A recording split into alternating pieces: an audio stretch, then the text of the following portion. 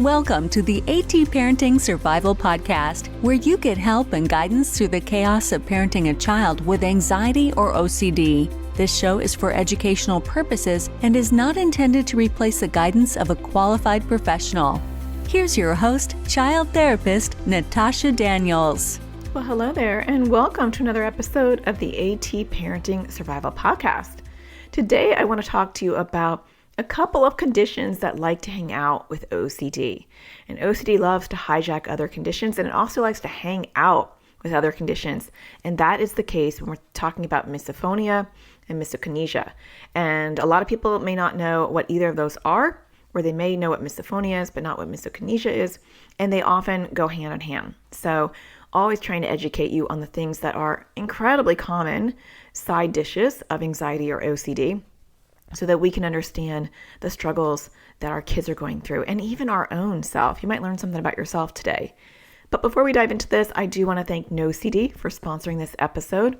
NoCD offers affordable, effective, convenient therapy, and they're available in the US and thankfully also outside of the US, filling in those gaps which we so desperately need. And you can schedule a free 15-minute consultation to see if NoCD is the right fit for you and your child. Just go to treatmyocd.com. That's treatmyocd.com, and I will leave a link in the show notes as well. So let's dive into this. I'm going to start off with explaining what misophonia is, then misokinesia, and then you should hopefully know what OCD is, but we'll define that as well. And then after the break, in the second half of this episode, we're going to talk about how they impact each other and how to separate that out so that you can make some progress. Because I think often we're treating these things the same and they need to be treated differently, in my opinion. And that can cause some additional stress to our kids when we're treating misophonia and misokinesia as OCD. And also sometimes not recognizing the OCD component and only treating it as misophonia or misokinesia. So it can go both ways. So let's dive into this. Misophonia. More people have probably heard of that than they have heard of misokinesia, but misophonia, in the most simplistic definition I can give you, is sound rage. It is hearing a particular type of sound, feeling a rage response. And I struggle with misophonia myself, and so I can speak about this on a very personal level, that it creates a rage in me that I don't want to own, and I don't know where it comes from. And so it's very confusing. It can be very overwhelming, and it can also impact your relationships because you get so angry at the person who's making that sound, and you may even want to avoid that person who's making that sound because it is so triggering and so overwhelming. And so that's where the OCD comes in, and we're going to talk about that after the break. But a lot of times people misunderstand misophonia, and they think, well, my child's sensitive to sound, so maybe they have misophonia, or I'm sensitive to sound. It's not about being sensitive to sound. It's not about the volume of sound. It's not about how loud or startling the sound is. It is about particular sounds that trigger that rage response. Some people wouldn't call it rage. Some people might say, I don't get angry. I get really sad, or I get really, really anxious, or I have an anxiety attack. A lot of us get rage. I get rage. I don't really get sad. I get really angry, but everybody is different. But it is that really strong emotional reaction that is so overwhelming that you feel like you can't handle or you can't really control. That is a component to misophonia. And the sounds can actually be quite quiet. They don't have to be, they're not loud sounds per se. They can feel magnified in your ear for sure, but they aren't about volume. And so some common misophonia triggers are mouth sounds. So this can be people swallowing, people chewing with their mouth open, or gulping. Oh my gosh, the gulping, that really, really triggers my misophonia.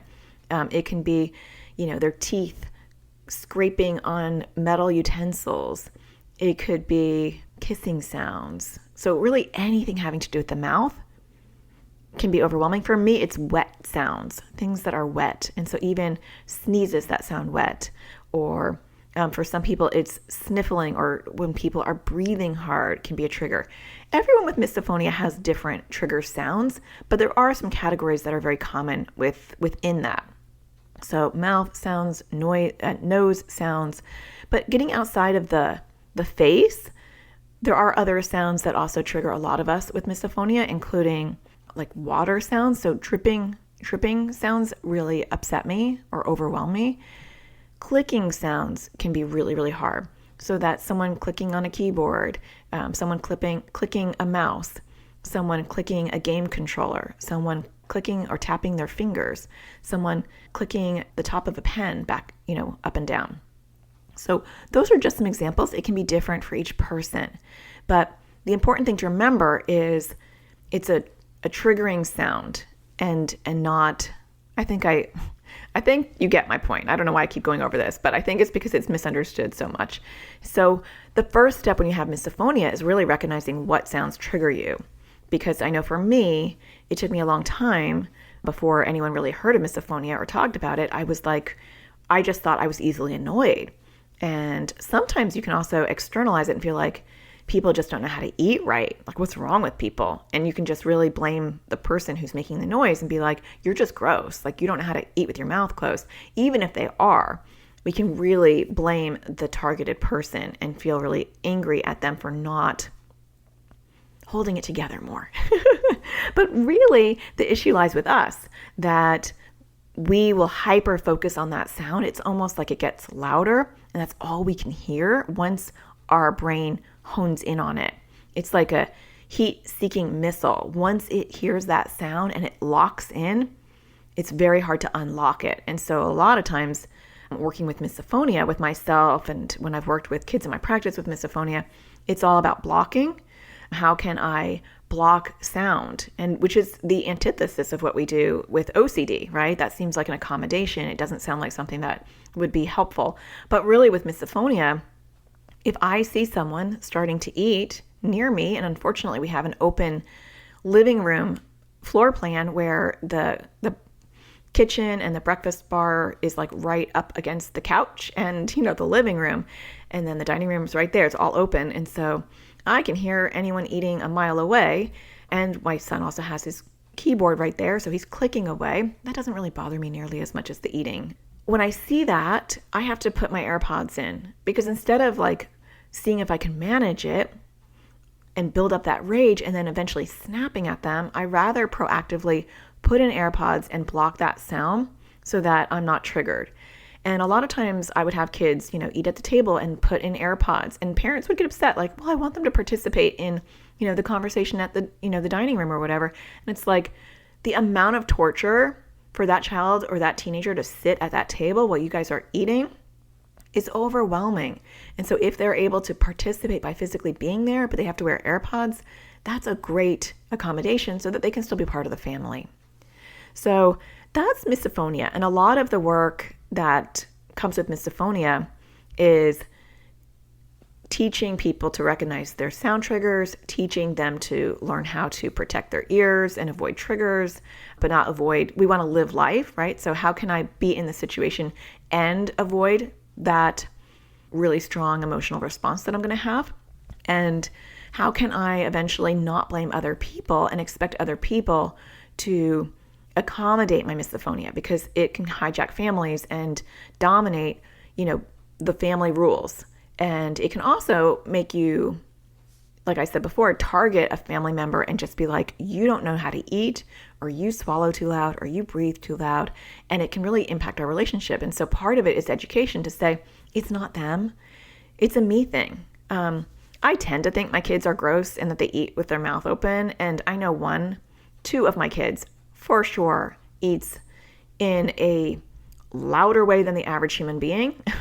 One says it's because of his braces, and the other one, she has a lot of oral sensory stuff, and so she's always eaten really loud. But so I know they are above and beyond the typical, but it's still not their fault. And me yelling at them isn't going to help. They get nervous to eat around me, because in the past I would just be yelling nonstop, like, eat with your mouth closed, or now I realize I just have to put my AirPods in, and that's not enough sometimes. Sometimes I actually have to put some brainwaves on or music so that it tunes it out. I like brainwaves because it's calming delta waves, or it's calming waves over music, and so it's an added bonus to kind of calm my nervous system. And you can find that, like I use Brainwaves, which is an app, but I mean, you can type in Brainwaves on any app and like Google Play or Apple, and you'll find apps that do that. And I find that to be actually very soothing and comforting. You can teach your kids to do that too. It's all about owning your struggles. So that's misophonia. And there has been some new research in the last, I would say, 5 to 10 years on misophonia. It is unfortunate that it is not in the DSM. It is not in the ICD. And so there's no classification for misophonia, and there's no diagnostic code for misophonia. And so it's hard to treat and hard to diagnose, because the kind of the Bibles of diagnoses are not recognizing it as such. And hopefully that will change. There has been research in the last, 5 to 10 years on misophonia that has come out that has really helped see that this is a brain disorder, that there is a part of the brain that's hyperactive. Initially, there was some research that was coming out that was saying that there was like this hyperactivity between the auditory cortex and the orofacial motor cortex that made researchers think that it was actually caused by orofacial mirror neurons.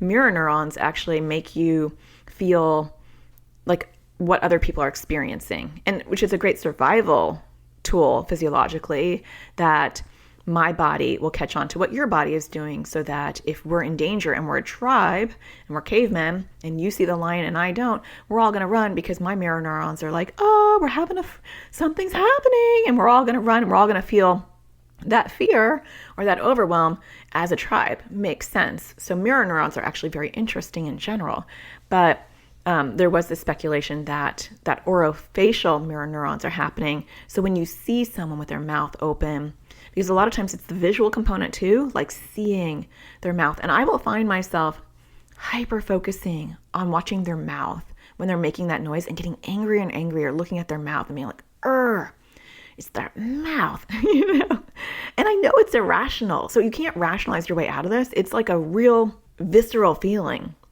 There has been new research rather recently that says we don't think it's actually the orofacial area, because they did some research where it wasn't the mouth or the nose. They had people tapping their finger, and those people with misophonia had a similar response, but the hyperactivity was in the insula. Not that you need a biology lesson, but I do find all this stuff really fascinating because it's all in the brain. And so the insula causes disgust. And so insula is kind of implicated in that overwhelm of disgust that we actually see in OCD as well. Very interesting. And there is some argument about disgust OCD. Is that actually happening in the basal ganglia, or is that one actually in the insula, and maybe even kind of a unique aspect of OCD? I think OCD comes in many flavors and many biological flavors. I don't think there's one origin and one cause of OCD. And I think the themes give us a little window into what's going on in the brain. And so that actually makes a lot of sense to me. It's all really new research. It's not like I keep up with the misophonia research ongoing, but I did double check the research before I did this episode to just be like, what is going on in the world of misophonia research? That does make sense, because there is this overwhelm of disgust with misophonia. And you can see that overlap with OCD, because it's a overactivity in the insula that causes a lot of that disgust OCD, which is separate from the basal ganglia, which is kind of where everything else is implicated. So moving on from misophonia, we have misokinesia, which actually ties into this research a little bit, because misokinesia is very similar to misophonia, but it's about movement. And so I was noticing in my practice that a lot of the kids that were coming to me with misophonia were also very annoyed by movement. And this was like back 16 years ago, where I don't really believe that I don't even think I ever heard of the term misokinesia until, rather recently.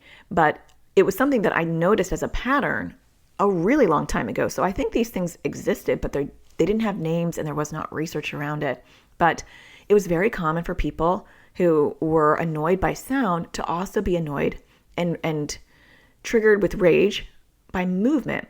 And so movement, similar to misophonia, can be a lot of different things, but there are some common categories that I saw that I actually realized that I have this too. Not that I'm like me too, I have everything. These issues are definitely alive and kicking in my brain for sure. And so With misokinesia, it might be that someone's tapping, right? And so that kind of goes back to that research that they did where the tapping was actually causing some activity in the insula. It could be a foot moving, right? So kind of a foot like moving back and forth, or, like that knee bouncing up and down when someone's kind of jittery. Or for me, someone bouncing a ball. Oh my gosh, that drives me nuts. We had a rule in my house growing up, when my kids were growing up, like no balls in the house. Part of it was like I didn't want them to break anything, but a big part of it was the sound of bouncing and seeing it in my peripheral vision was very anxiety producing for me. Now, interesting for me, movement causes anxiety for me and the sound causes rage. And so it's different a reaction for me depending on what it is. So I get the disgust and the rage. I don't get that. I get more the anxiety around the movement. So there is much less research. There's barely any research on misophonia, and there's even less research on misokinesia, but they are seeing a relationship. They just don't know what it is. I actually feel like misokinesia causes more stress and anxiety.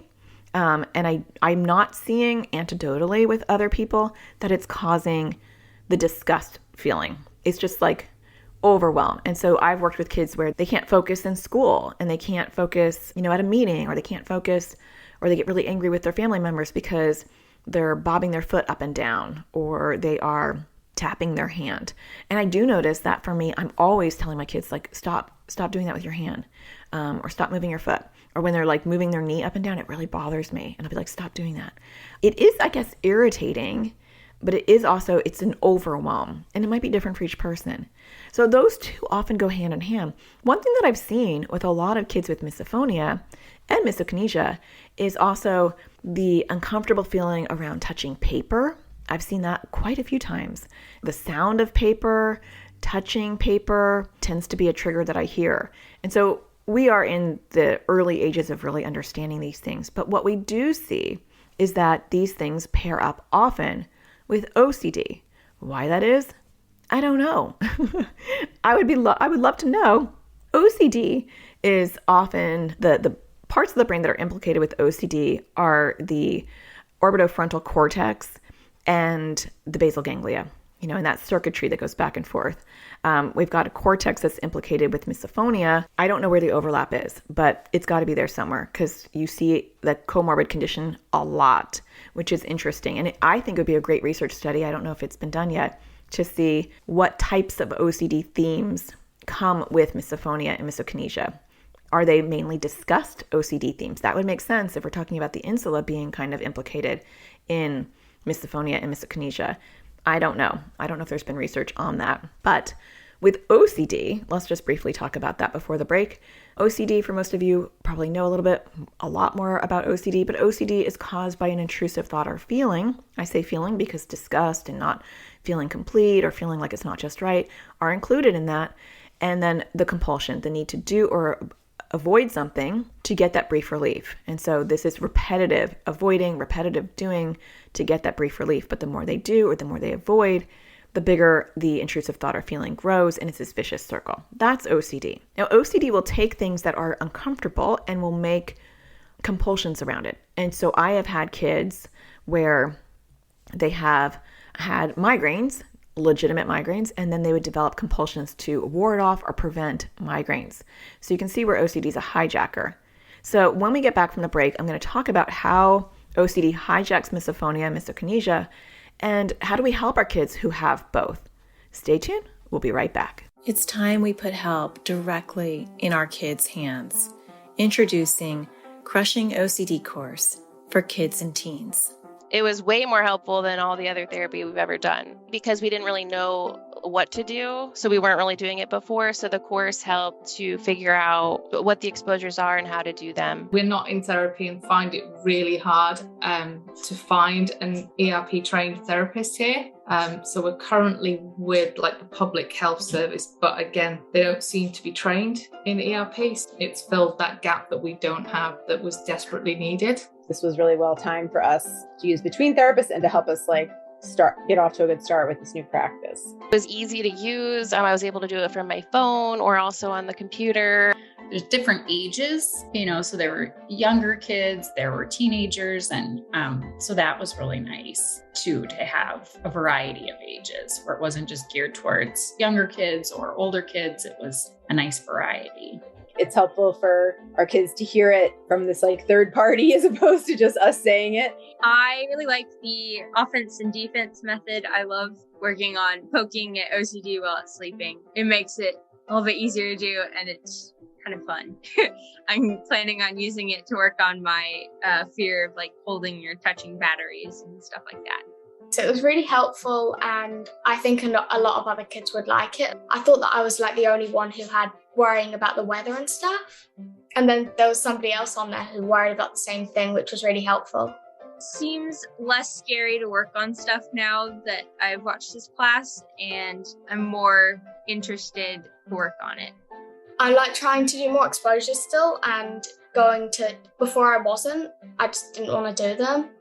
I've worked on some of my bigger compulsions and been successful. I realized that it was helpful to do like the exposures. Before it was like really, really hard. It's still hard, but it's helpful to know that I need to do them. Before there would be a lot of battles about it. So it is definitely less loggerheads. Really, really good course and super helpful. Definitely would recommend this. It's really easy to follow. It's nice bite-sized videos. I really like the worksheets that go along with it, and I think it's really helpful. To learn more about this course and register your child or teen, go to atparentingsurvivalschool.com. Well, welcome back. Okay, so let's break this down. When we're talking about misophonia and misokinesia, really it's adaptive skills. And so there is no silver bullet answer that I have seen yet for those struggles. I have seen a lot of OCD therapists do exposure for misophonia. As a person who has misophonia, I could listen to a horrible sound and never acclimate to that and never learn how to sit with the discomfort. It will never habituate for me. And so I did not use exposures in my own practice because as a sufferer myself, I know firsthand that it didn't habituate, and I didn't see it habituating with the kids that I've worked with. And so instead I moved more towards adaptive skills, learning how to block the sound, learning how to know your triggers, learning how to improve your relationships, learning how to do the things that you care about and you value while protecting those ears so you're not triggered, or visually, right? And so how do you move away from things that are happening visually? And sometimes you can't. So how do you cope with that? What are some grounding techniques, or how do you not focus on that? How do you hone in on the fact that you're starting to focus on that and your brain is starting to really hone in on it? Like I said, a heat-seeking missile, that's how it feels for me. And I can sense that happening. And can I pull myself out of that? And that's a skill. Learning mindfulness and learning grounding techniques, those are all really helpful with misophonia and misokinesia. So a lot of coping mechanisms going on with that. We don't do that as much with OCD. Mindfulness is very helpful with OCD, but the goal is not to prevent the discomfort on some level. The goal is to learn how to sit with discomfort. So it's actually almost the opposite of what I would necessarily do with someone with misophonia or misokinesia. And so OCD will get its claws into these other issues by saying, oh my gosh, that person often triggers me with misophonia. And so that person becomes an identified contaminated person. This is when it gets into the world of OCD. OCD will say, we can't touch anything they touch, or it goes beyond just that person scares me and I don't want to be near them because what if they, chew in a really loud way? That person can become a contaminant. And so everything that the person touches can be contaminated. And so then we're dealing with emotional contamination, but that is based on the trigger of misophonia or misokinesia. So it's interesting how OCD is so opportunistic and will hijack these issues and overlap them. And so when we're dealing with contamination, or let me think of some other examples for you. There might be some magical thinking, and so maybe I have to do certain things or say certain things in order to ward off being triggered by misophonia or misokinesia. So that could be something that's happening as well. I often find that contamination's a much more common one, that people become contaminated, or environments become contaminated, or situations become contaminated. And so there's that overlap. But you want to look at, is disgust playing a part in that? Do they have disgust themes in other areas? I have worked with a couple of people with misophonia where their OCD issue was disgust. And so they had misophonia. They might have had misokinesia. Not every person I've worked with misophonia has the movement aspect of it. But then they were diagnosed with OCD, but the OCD theme that they had was disgust, which then makes you wonder, just talking out loud, is it just a main problem with the insula in their brain that's like causing that overwhelming feeling of disgust, a hyperactivity in the insula causing disgust? And so it really is one problem, because with disgust themed OCD, the main compulsion is actually avoidance. And then a little bit of contamination. Like if the idea of dust or dirt grosses me out and it's disgusting, then I don't want to touch any doorknobs. And then what if I accidentally touched dust and then I touch my book bag? Now I can't touch my book bag. My book bag actually touched my bed, and now my bed is contaminated. But it all comes back to the core fear of it's just gross. Not that I'm going to get sick, not that it's got a germ on it, not that I'm going to throw up, nothing like that, but just it's gross, which goes back to just the overwhelming feeling of disgust, which actually goes back to the insula. Kind of interesting, right? Who knows? Food for thought. But then what do we do with that? The first step is, dealing with the misophonia and misokinesia, like we talked about before, but then educating them on OCD. And the more we avoid someone and the more, they're contaminated, the more the OCD will grow. And so kind of goes back into classic OCD approaches to address the OCD component. Now, there has been some talk, and I did do a whole podcast on this a couple of weeks ago, I believe, on disgust OCD in particular, and talking about how there had been some discussion around disgust OCD themes being treated differently than other OCD themes, partly because one therapist speculated that because it's impacting the insula and not, he said the amygdala, but that actually OCD is not in the amygdala. OCD is in the basal ganglia. But he suspected, or he hypothesized, there's no research on this at all, that it's not habituating, or, exposures are not making it better because it's in the insula and not in the actual part of the brain that's causing OCD, which is actually the basal ganglia, not the amygdala. But that was interesting. And so I did do a whole podcast episode on that, because the argument would be, well, then really doing exposures around the things that gross them out wouldn't be that effective. You'd want to actually just get them to do the things that they want to do, kind of more of an ACT approach, acceptance commitment therapy, where they move towards the things that they care about and accommodate in any way that they need to get through it. And so, if they need to wear gloves to touch something, they do it. Or if they need to, whatever it is that the feeling is around the disgust, they kind of accommodate it on some level, just to be able to master the idea of doing the thing they care about. That's his idea. This is Richard Gallagher. He wrote an article for the International OCD Foundation.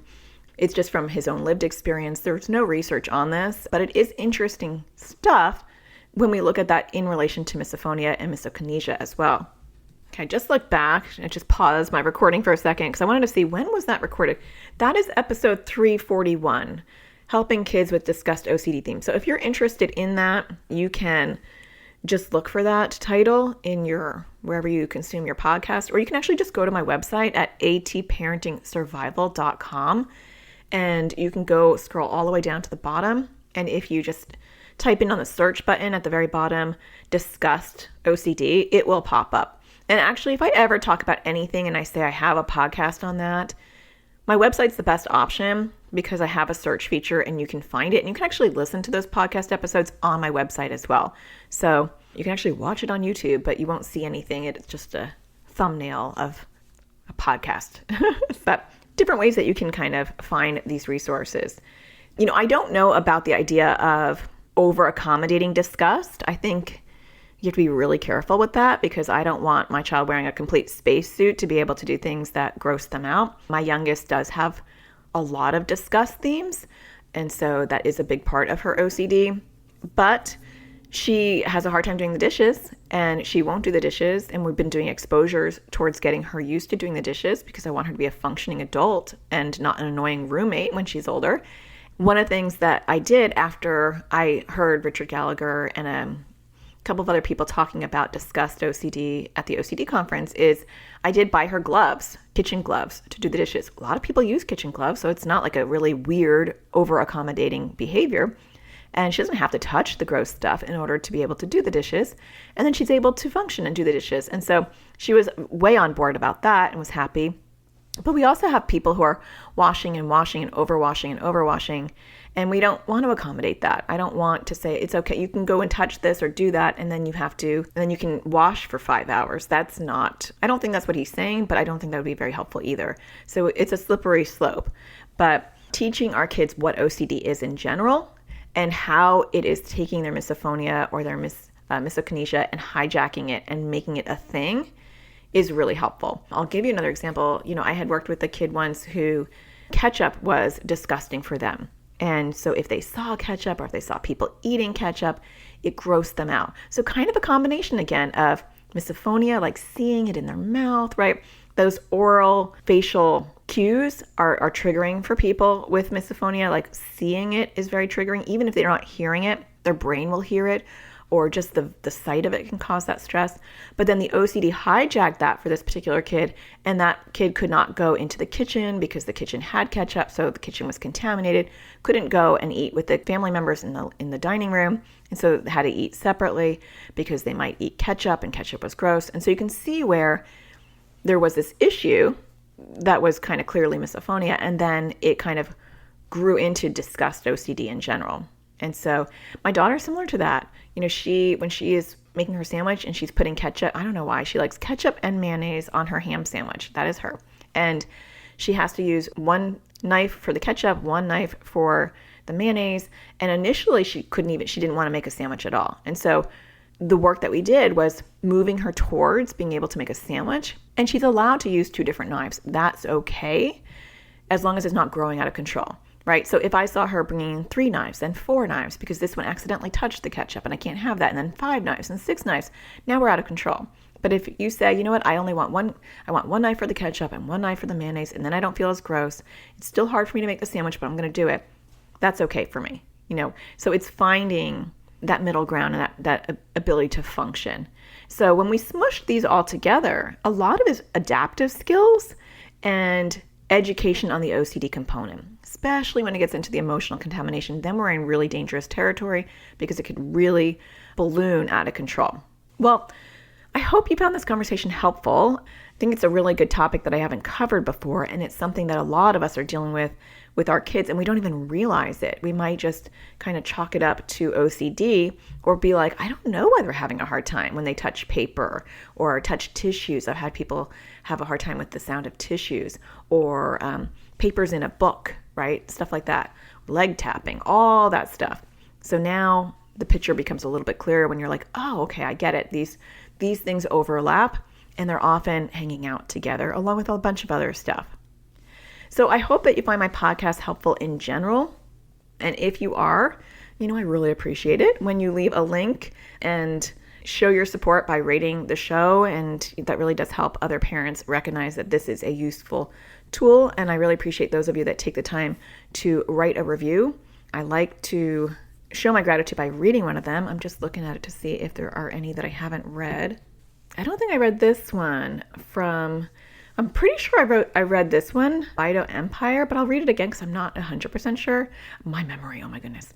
Helpful and practical podcast. This podcast sets itself apart by its friendly, empathetic style and useful, applicable information. It's not a bunch of background or theoretical research about OCD. It's practical, day-to-day advice. Natasha Daniels is a wonderful host who's been there, and if you listen, she lives it every day. It's so true. Highly recommended for any parent struggling to help their kids make progress. I don't think I've read that before. So thank you for writing that review. I really appreciate it. And then I want to thank Cheryl, who's a mom of 6, who wrote, Dr. Natasha is inspiring. Listening to her podcast makes me feel empowered with tools when I previously had felt guidance and a plan were completely lacking. The amount of topics covered is remarkable. Thank you for sharing with us. I'm happy to share, and I'm glad you find my resources helpful. We do have this is episode 344, so I cover a lot, and so there are topics on pretty much everything. Sometimes I'm like, what am I going to talk about? But there's always something. So if you write a review, maybe I'll be reading your review next time, and don't forget to find the sparkle in everything you do, and I'll talk to you again next Tuesday. Take care. Thank you for listening to the AT Parenting Survival Podcast. To get additional support raising a child with anxiety or OCD, visit Natasha's online school of on-demand classes at atparentingsurvivalschool.com.